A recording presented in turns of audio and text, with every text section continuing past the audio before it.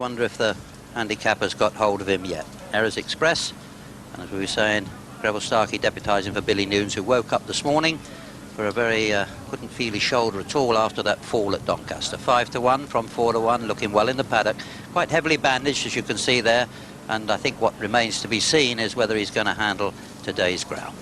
In the spots there is Young Inca, the grey, number 9. He ran a good race here, went 5th behind the Masnan 3 weeks ago, showing that despite his 11 years old, he's still a force to reckon with.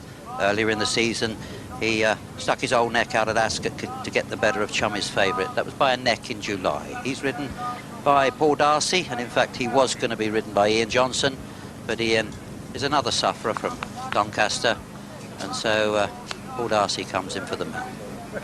Wonderful character this.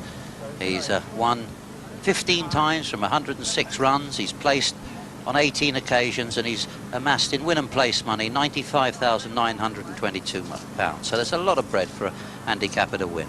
There he is. Now we'll have a look at number 8. This is Coppermill Lad, the 5-2 favourite, just getting a little bit warm. He's got the ground he loves today. He ran a good race here in the Stewards Cup. That was when a close 5th behind Very Adjacent.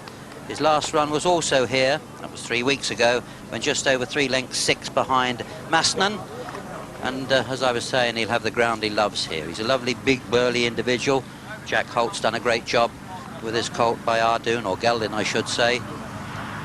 Nicky Adams in the saddle. He's drawn 2, so he's quite well drawn. He'll be running down the stands rail. As I was saying, I think the nearer that they can get to this stands rail, the bigger the advantage. Loves Goodwood as well. There's a lovely picture of the racecourse here, right high up on the Sussex Downs, and you can see right the way across to the sea.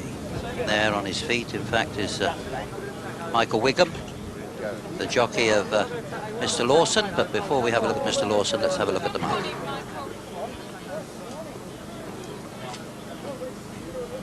And Coppermill Lad is a favourite still, 5-2.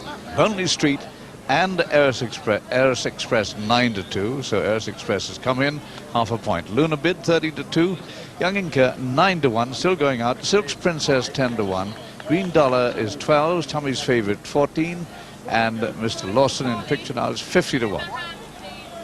Michael Wigham back in the saddle. Glenn was saying 50-1 in the market. Few friends.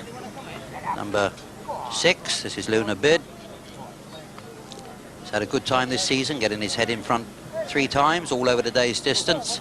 His last success came at Newmarket, that was in July. But he had to fight hard that day to beat C&C by a head, and John Reid rode him on that occasion. Today, John Williams takes over because John Reid is in Ireland riding at Leopardstown. John Williams, an able deputy, and a 13-2 from 7-1 for Luna Bid. Luna Bid will be going into stall 3, so if my theory is right, a very good draw here at Goodwood. Young Inca walking around nice and quietly. That's number 10, Green Dollar.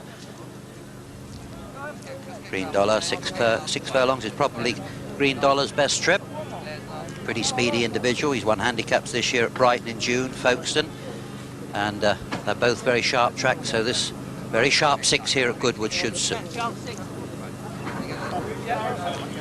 Dewey Williams just pulling his goggles down. It's no fun when you get this this drizzle, because they soon steam up. Coppermill Lad 5-2, Eris Express 9-2, Lonely Street 5-1, 13-2 bar those 3. Let's join Peter. Winners of 52 races here in the Skol Lager. They're all in. And they're away. Eris Express breaks very fast in the centre. Greville Starkey making his way over towards the stand side. Lonely Street's not far behind him, and towards the right of the picture is Silk's Express as they breast that steep rise and begin the run down. Towards the right of the picture is Silk's Express, but in the centre, Eris Express is the very clear leader indeed, blazing a very fast trail indeed. Greville Starkey must have at least a 5-length advantage on this Eris Express as he races towards the 3 furlong pole and passes it. Eris Express, the long, clear leader now from Silk's Princess on the near side. Then Young Inca making ground. Chummy's favourite just in behind him.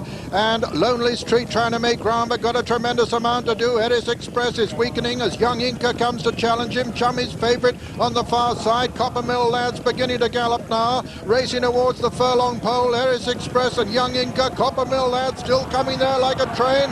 And it's Chummy's favourite, Coppermill Lad. And on the near side, Young Inca as they race into the closing stages. Coppermill Lad beginning to get up on the near side. It's going to be very close indeed. And at the line, Coppermill Lad has probably just won it from Chummy's favourite and Green Dollar. It's a photo between Coppermill Lad, Chummy's favourite and Green Dollar with Coppermill Lad, the finisher on the near side.